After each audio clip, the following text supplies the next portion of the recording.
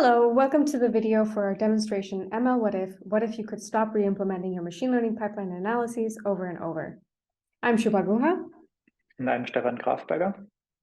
This is joint work with Paul Groth and Sebastian Schelter. Machine learning is increasingly used in critical domains like credit and lending, hiring, and healthcare.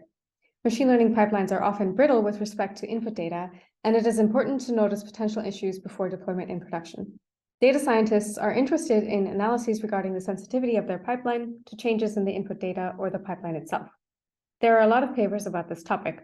On the right, we show some examples. Currently, data scientists would have to apply and integrate all of these methods manually with their pipeline. Instead, mlwhatif can generate the analyses from all of these papers automatically for their pipeline.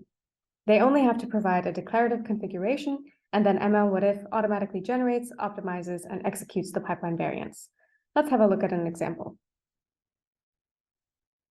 We implemented several example pipelines. For this video, we will show a relatively simple pipeline from the healthcare domain. This pipeline uses some common machine learning libraries like pandas and scikit-learn. Here you see pandas reading in the data, performing some pre-processing, and then scikit-learn doing some transformation, and finally training a classifier. You can edit your code and run the pipeline just as you would in a Jupyter notebook. And here you see the pipeline output below the code. In this demo, we will show 3 different what-if analyses. For example, the data cleaning analysis lets you choose columns that may contain data errors. Some rows could be mislabeled. Smoker could have missing values. Now you get an estimate of the runtime of this analysis before actually running it. In our video example, the analysis doesn't take long, but with larger data sets or more complicated pipelines, you can decide whether to go get a cup of coffee or go home for the day. Once you're happy with your configuration, you can run the analysis and see a report from the analysis.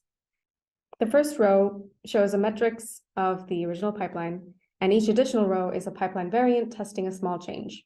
Here we see the columns, error types, and different cleaning strategies we tried, and the metrics for each variant. Now let's take a look at how mlwhatif works internally. The output from running the analyses, we already see that the estimated runtime of this analysis was reduced because of multi-query optimization.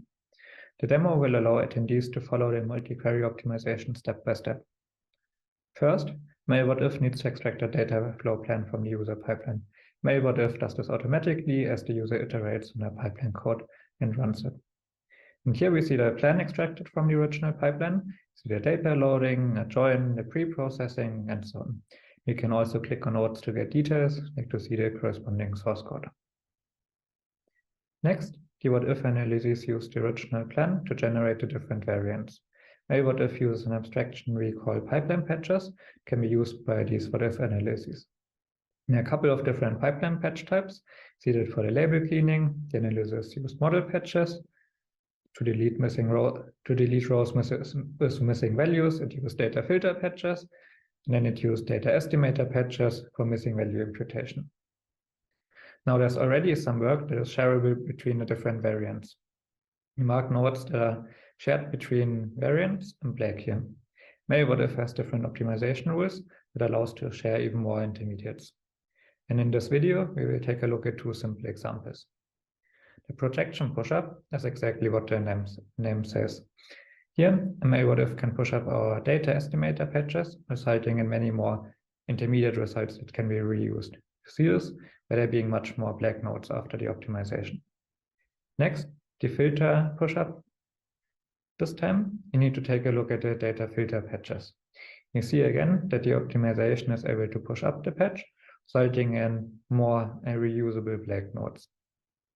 Once we applied all of our optimizations, it's time to merge them into one joint execution plan.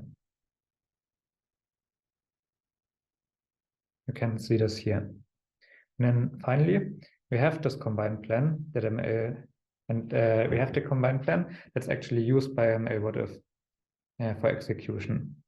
And here we have only 5 variants, and we also only show 2 optimizations, but this can become much more complex than this small example. During the demo, attendees would be able to use this web interface, try different analyses in different pipelines, also edit the pipeline source code, and explore in detail how optimizations work. Thank you very much, and we hope that you like this demo.